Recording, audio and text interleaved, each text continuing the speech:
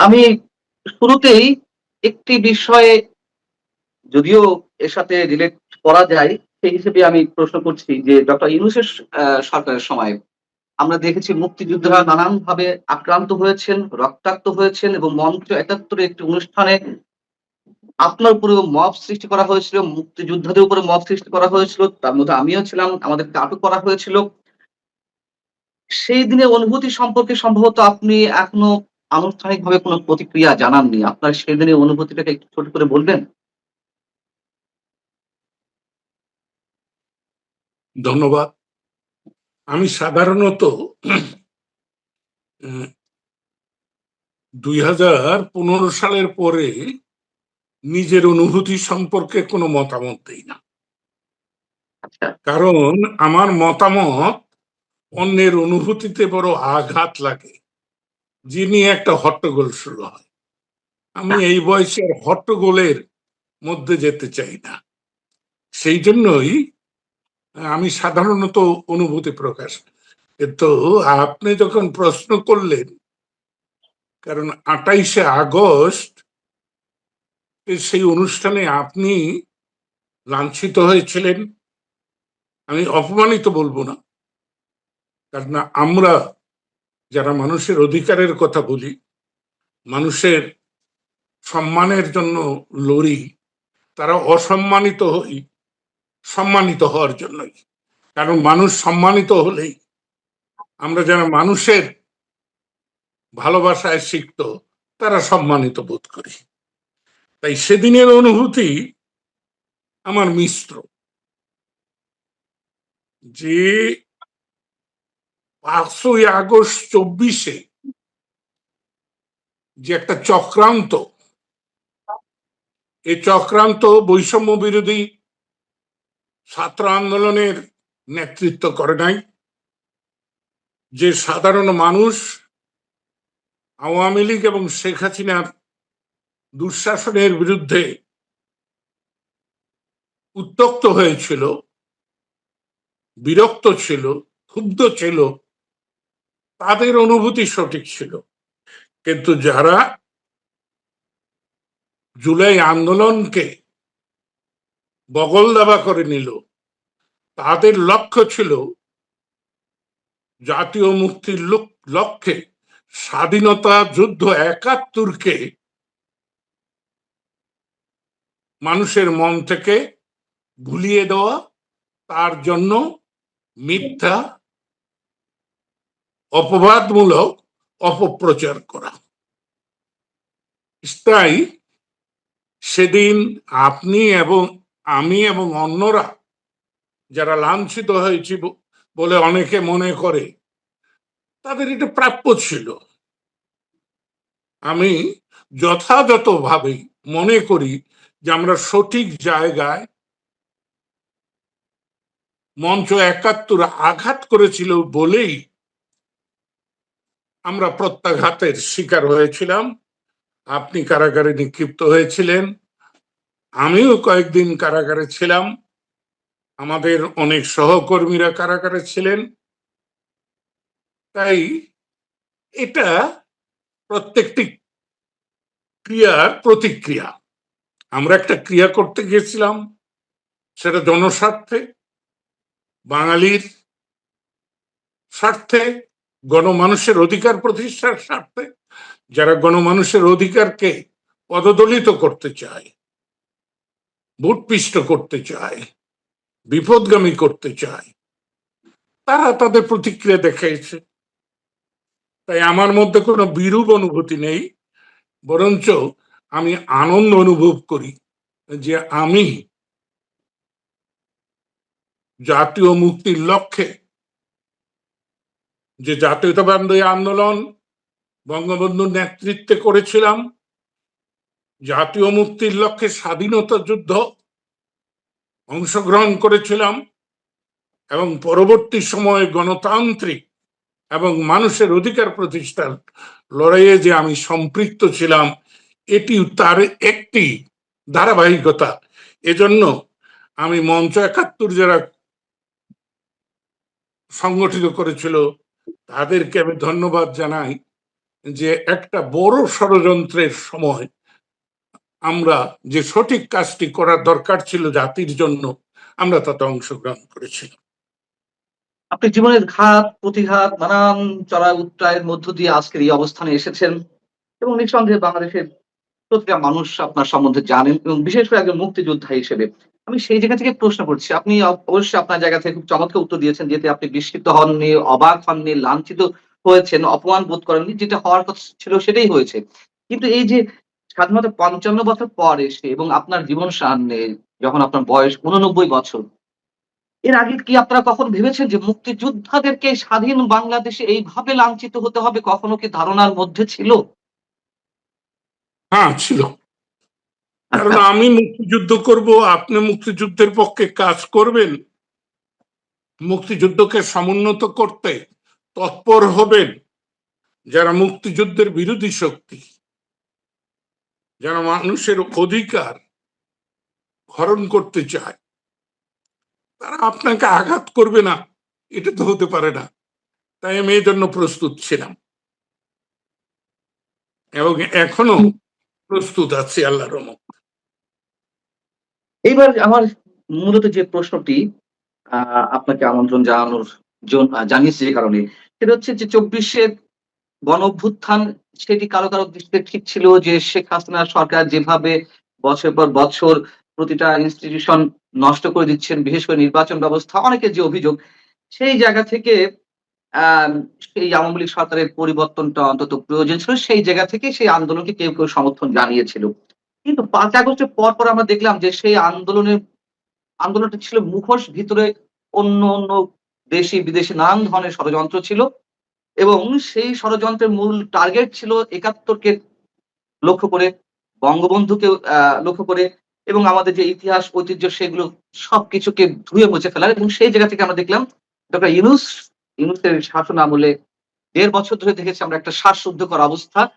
২৪ কে ৭১ এর উপরে স্থান দেওয়ার একটি চেষ্টা এবং সেখান থেকে শুরু হয়েছে জুলাই আন্দোলনে যারা নিহত হয়েছেন তাদেরকে শহীদ উল্লেখ করে মুক্তিযুদ্ধ মন্ত্রণালয়ের মাধ্যমে ভাতা দেওয়ার একটি চেষ্টা। আমরা দেখলাম ডক্টর ইউনূস সরকারের পর একটি নির্বাচিত সরকার এসেছে। বিএনপি সরকারের সময় আমরা দেখছি যে নতুন করে জানলাম মুক্তিযুদ্ধ মন্ত্রণালয়ের থেকেই মুক্তিযুদ্ধের উপরে গবেষণার জন্য বিভিন্ন ব্যক্তি প্রতিষ্ঠানকে ৫ লাখ থেকে ২৫ লাখ টাকা অনুদান দেওয়া হবে। বেশ ভালো কথা। এর মধ্যে আবার জুলাই আন্দোলন নিয়েও যারা গবেষণা করবে তাদেরকে শহীদ বলে উল্লেখ করা হচ্ছে। তাদেরকেও মানে এই বিষয়ে গবেষণা যারা করবে তাদেরকেও ৫ লাখ থেকে ২৫ লাখ টাকা অনুদান দেওয়া হবে। আমার প্রশ্ন হচ্ছে যে অনুদান দেয়া হতেই পারে বা তারা দিতে পারে সেটা নিয়ে আমাদের কোনো প্রশ্ন নয়। কিন্তু কেন মুক্তিযুদ্ধ মন্ত্রণালয়ের অধীনে মানে মুক্তিযোদ্ধাদের সঙ্গে ২৪ এর যারা আন্দোলন করেছে, যারা নিহত হয়েছেন, আহত হয়েছেন তাদেরকে এক করে দেখার কোনো বিন্দুমাত্র সুযোগ আছে?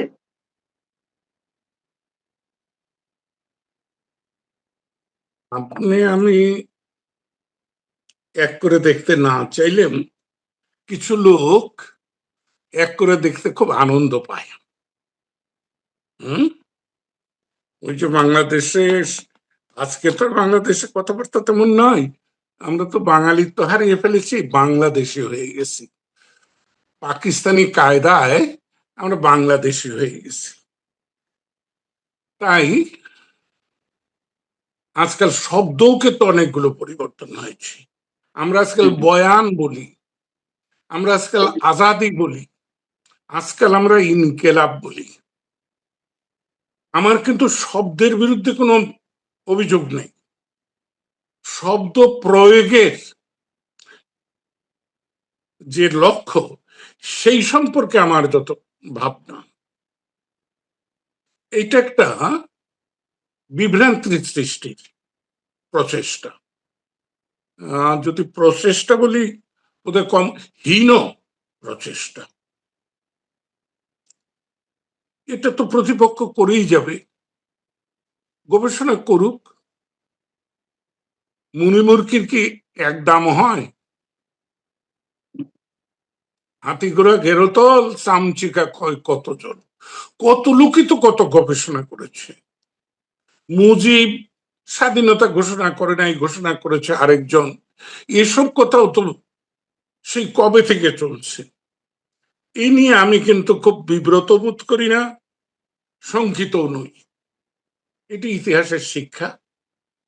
আমরা ইতিহাস পাঠ করি, কিন্তু ইতিহাসের শিক্ষা গ্রহণ করি না। আমি এখন দুশ্চিন্তাগ্রস্ত যে আমাদের গতি তো দুর্গতিতে রূপান্তরিত হতে যাচ্ছে। কেননা গতির উৎস হলো জ্বালানি। আমাদের জ্বালানি বন্ধ হয়ে যাচ্ছে না। আজকে পৃথিবী তো একটা অস্থিরতার মধ্যে আছে। বাংলাদেশ তো পৃথিবীর বাইরে নয়।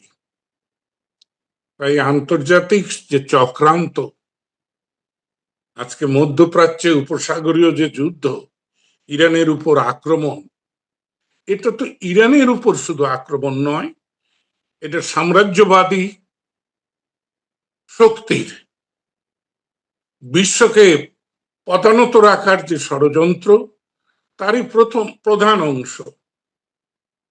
তো এই ক্ষেত্রে বাংলাদেশে এরা কি করলো, আর আমি কিন্তু কোন সরকারকে স্বাধীনতার পর থেকে আজ পর্যন্ত, বঙ্গবন্ধুর সরকার থেকে আজ পর্যন্ত যত সরকার, ওই সরকারের মাথায় কে বসে রয়েছে? সে বঙ্গবন্ধু, না জিয়াউর রহমান, না খালেদা, না এরশাদ, না হাসিনা, না তারেক? এটা আমার কাছে বিবেচ্য না। বিবেচ্য হলো যারা কর্মসূচি, রাষ্ট্রীয় সিদ্ধান্ত কার্যকর করেন, তারা কারা? তারা তো একই রয়ে গিয়েছেন।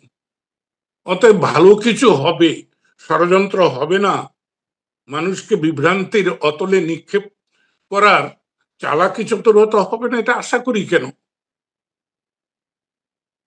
তাই আমি খুব বড় আশা করি না। যেমন আপনারা দেখেছেন 12ই ফেব্রুয়ারি একটা নির্বাচন হয়েছে। নির্বাচনটা খুব শান্তিপূর্ণ পরিবেশে হয়েছে বটে, কিন্তু শান্তি এটা কবরের শান্তি। শান্তিপূর্ণ হলেই নির্বাচন অবাধ, সুষ্ঠু, নিরপেক্ষ হয় না। একটা ভয়ের আবহের মধ্যে নির্বাচন হয়েছে, এবং শেখ হাসিনার তিনটি নির্বাচনে যারা পরিচালনা করেছিল তারাই তো ঘরে ঘরে এ নির্বাচনও পরিচালনা করেছে। তাই এই নির্বাচন, নির্বাচিত সরকার নিয়ে আমার যে খুব একটা আশা তা না। তবে আমি প্রার্থনা করি যারা নির্বাচিত হয়েছেন, রাষ্ট্র পরিচালনের দায়িত্ব পেয়েছেন, তারা সঠিকভাবে রাষ্ট্র চালান। না হলে অতীতে যা হয়েছে তার চেয়ে আরো ভয়াবহ পরিস্থিতি হতে পারে। এই কথাটা সবার মাথায় রাখা দরকার। তাদের চিন্তা করা দরকার যে স্বাধীনতা যুদ্ধ ৭১, আমি কিন্তু মুক্তিযুদ্ধ বলি না ৭১-কে, আমি ৭১-কে মহান জাতীয় মুক্তির লক্ষ্যে স্বাধীনতা যুদ্ধ ৭১ বলি, কারণ ওটা সশস্ত্র যুদ্ধ। তারপর থেকে আমরা মুক্তিযুদ্ধ শুরু করেছি। স্বাধীন না হলে মুক্ত চিন্তা করা যায় না। আর মুক্ত চিন্তা করতে মনন চৈতন্য, সাংস্কৃতিক চেতনা, অর্থনৈতিক সামাজিক বিকাশ অতীব প্রয়োজন। তাই এই কাজগুলা আমরা মুক্তিযুদ্ধ করে যাচ্ছি বর্তমানে। তাই সেই মুক্তি চেতনাকে বিপদগামী করতে, বিভ্রান্ত করতে, ধামাচাপা দিতে স্বাধীনতা যুদ্ধ ৭১ আর জুলাই যুদ্ধ ৩৬, যাই বলুক, এগুলো তো হতেই পারে, হতে দিন, হতে দিব। তারপরে ঠিকানাটা কোথায়? মানে আপনি বলছিলেন নির্বাচন প্রসঙ্গ যখন এলোই, আমি একই সঙ্গে দুটো প্রশ্ন করতে চাই। একটি হচ্ছে যে ২০২৪-এর যে বিতর্কিত নির্বাচন, যখন সব আমিদামি নির্বাচন হচ্ছে, তার মধ্য দিয়ে আপনি আপনার আসনে টাঙ্গাইল থেকে নির্বাচিত হয়েছিলেন। কিন্তু ২০২৬-এ যে নির্বাচনটি হলো, সেই নির্বাচনে আপনি পরাজিত হলেন। এটির একটি ছোট্ট নিশ্চয়ই কারণ আছে। ছোট করে একটু ব্যাখ্যা চাইছিলাম। যে ২৪ এ নির্বাচনে যখন আমিরামি নির্বাচন হচ্ছে, আওয়ামী লীগের জয়কর, তখন আপনি আপনার আসন থেকে স্বতন্ত্র অবস্থান থেকে নির্বাচিত হলেন। কিন্তু ২৬ এ নির্বাচনে পরাজিত হলেন। এর অন্তর্নিহিত কোনো গুরু রহস্য আছে নাকি? রহস্য না, একেবারে দিব্য বিষয়। আর যেটা বলছেন জয় পরাজয়, আমি কোনো জয়কেই নিজের জয় মনে করি না, জনগণের জয়। কোনো পরাজয়কেও আমার নিজের ব্যক্তি পরাজয় মনে করি না, জনগণের পরাজয়। ২৪-এর প্রেক্ষাপট ছিল একরকম, আর ২৬-এর প্রেক্ষাপট আরেক রকম। ২৪-এ আপনাকে মনে রাখতে হবে আমি কিন্তু মুজিববাদী, ঘটনা যাই হোক জি, আমি মুজিববাদী। মুজিবের অনুগমন অনুসরণ, মুজিবের ভুল ত্রুটি সহ আমার জীবনে প্রতিফলিত। তো ২৪-এর নির্বাচনে কোনো ভয়ের আবহ ছিল না। যারা আমার সঙ্গে কাজ করেছে তারাও মুজিববাদী, যারা আওয়ামী লীগের মনোনীত প্রার্থীর পক্ষে কাজ করেছে তারাও মুজিববাদী।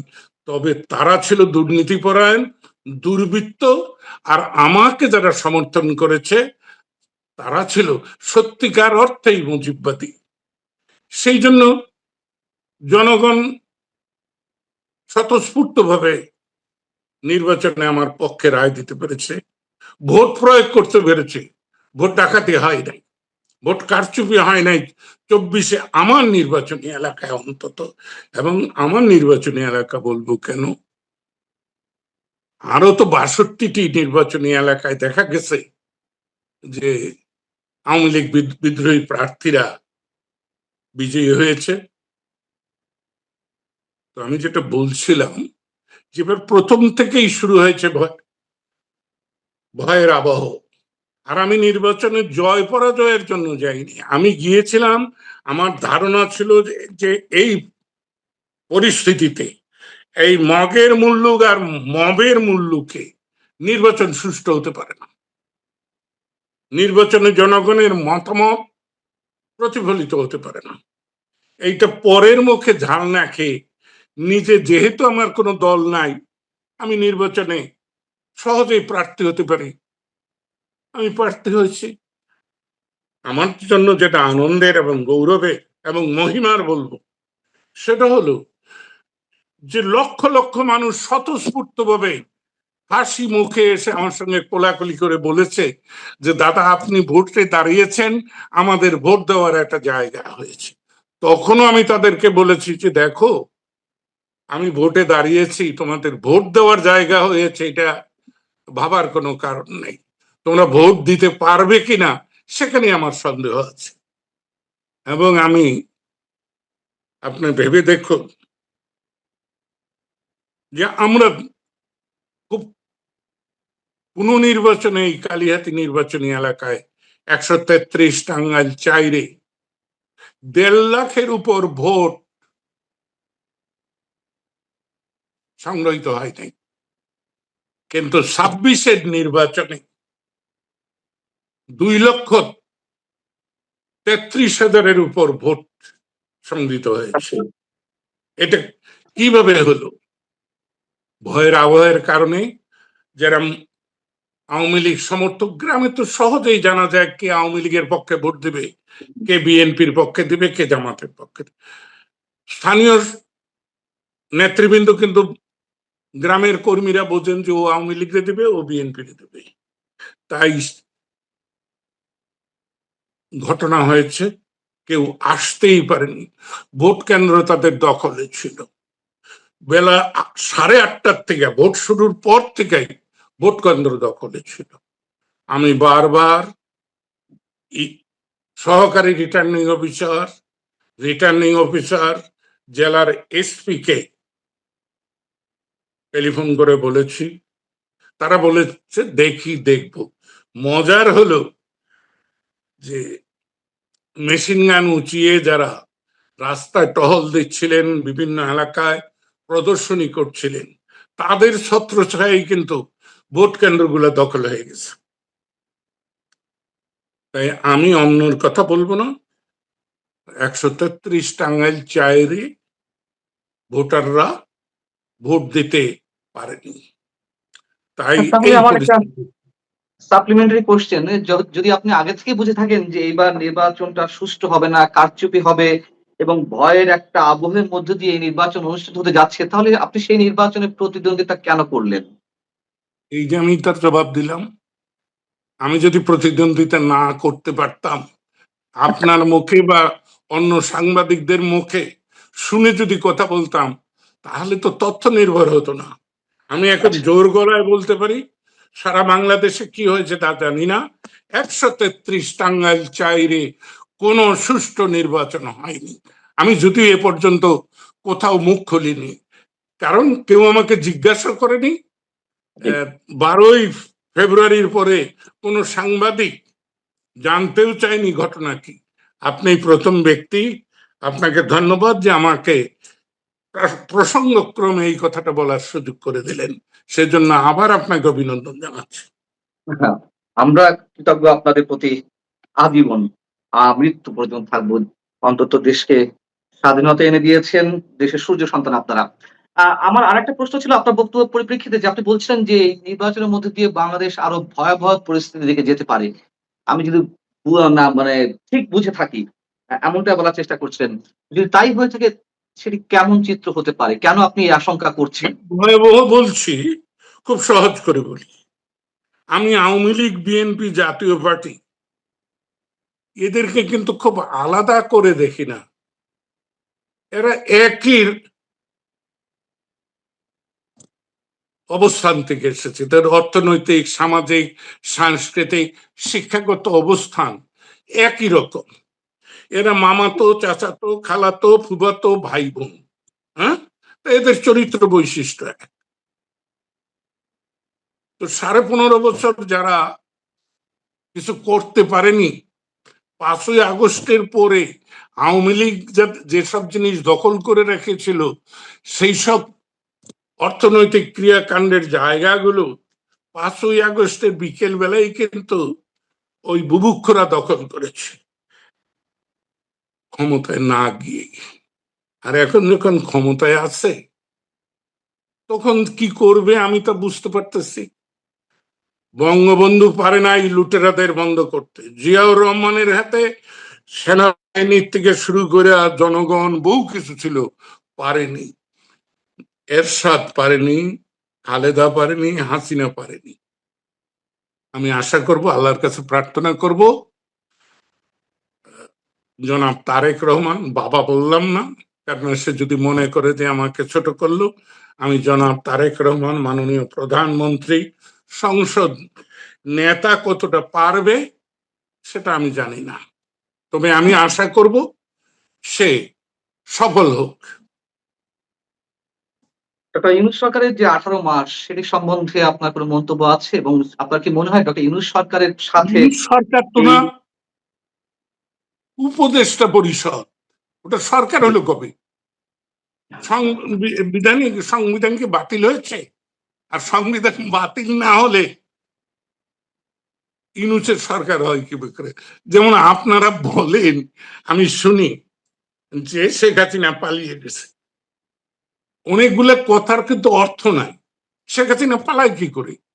জঙ্গি বিমানে তিনি যে ইন্ডিয়ান বিমানবন্দরে ভারতে নামলেন, পলাইল কি করে? পলাইছে ওবায়দুল কাদের না বায়তুল কাদের এরা। হুম, হুম। জি। কিন্তু সেক্ষেত্রে তেমনি অনেকেই বলে কি ডক্টর ইউনূসের সরকার, ডক্টর ইউনূসের উপদেষ্টা পরিষদ। আর উপদেষ্টা পরিষদরা ভালো কিছু করবে আমি তো কোনোদিন আশা করি নাই। উপদেষ্টাদের বড় অংশ ভাড়াটিয়া, এবং তারাও বিভিন্ন জায়গার থেকে ভাড়া করে লোক নিয়ে এসেছে।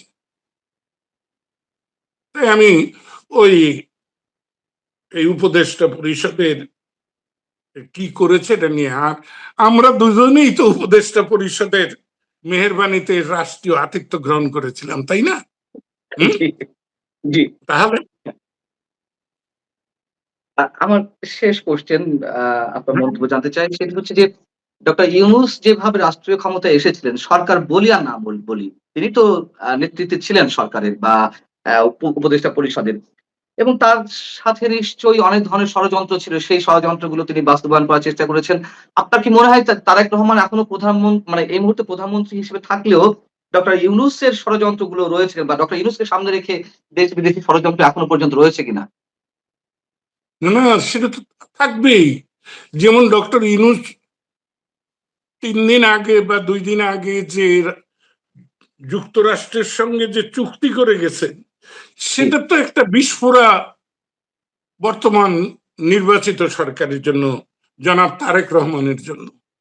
এটা কার্যকর না করলে আমেরিকা কি তারা ছেড়ে দেবে? তাই এসব অশনি সংকেত। আমি এজন্যই তাকে সতর্ক হতে অনুরোধ করছি। অনেক, অনেক ধন্যবাদ জনাব আব্দুল লতিফ আপনাকে সিদ্দিকী। ধন্যবাদ, জি, বিশেষ আপনি করে ভালো থাকবেন। ধন্যবাদ যে আপনি আমাকে আমার অনুভূতি প্রকাশের সুযোগ দিলেন। জি, এভাবে বললে আমরা লজ্জিত হই। আপনাদের মতো সূর্য সন্তানদের সামনে আমরা সবসময় অবনত থাকতে চাই। আমরা আপনাদের কাছ থেকে কোন ধরনের অভিনন্দন পেতে চাই না। আপনাদের দিক নির্দেশনা চাই। এটি হচ্ছে চরম বাস্তবতা। আ আপনি ভালো থাকবেন, আপনি দীর্ঘায়ু হন। দর্শক কোনো আপনারা যারা ভয়ের শুনছিলেন কিছু নাই, আপনাদেরকে ধন্যবাদ। সব কিছুতেই অগ্রগতি, দুর্গতির মধ্যেই অগ্রগতি। কোনো সমস্যা আমি মনে করি না, আমরা জি, এগিয়ে যাব। আপনার আমরাও জয় আপনার মতো বাংলা। হতে চাই। আপনি ভালো থাকবেন। জি।